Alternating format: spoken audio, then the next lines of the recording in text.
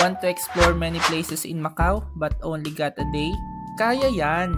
If you are staying in TST in Hong Kong, you can ride the A21 bus going to HCMB Port for 34 Hong Kong dollars.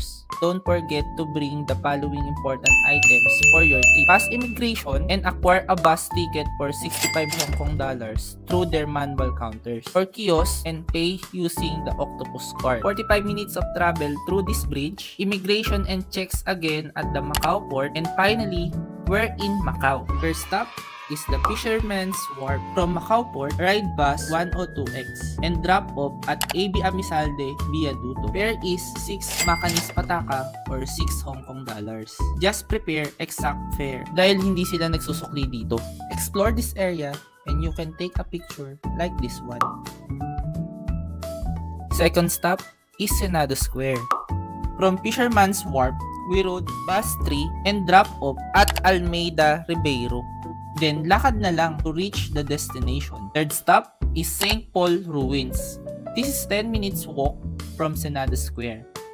Just follow the signs going there and may madadaanan kang sikat na area na madaming pre-taste.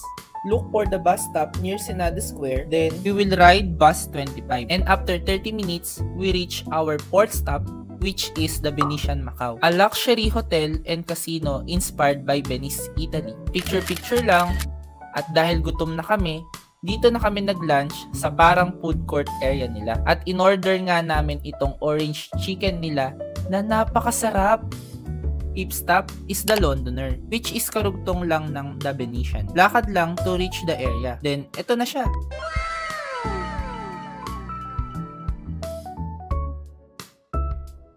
Last but not the least, is the Parisian Macau. Of course, inspired by Paris, France. Magkakarugtong lang sila, still mahabang lakaran, but totally worth it. Para ka nang nakarating sa Europe sa mas murang halaga.